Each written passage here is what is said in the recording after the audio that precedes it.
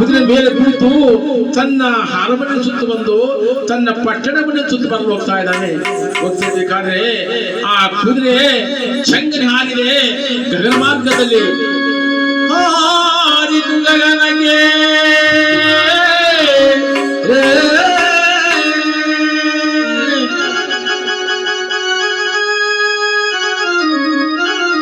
ಹಾರಿದು ಗಗನಗೆ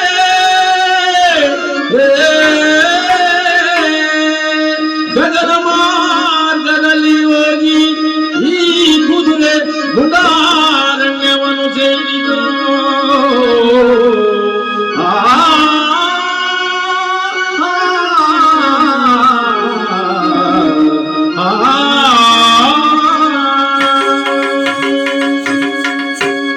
ಮಹಾಗುಂಡಾರಣ್ಯವನ್ನ ಸೇರಿದೆ.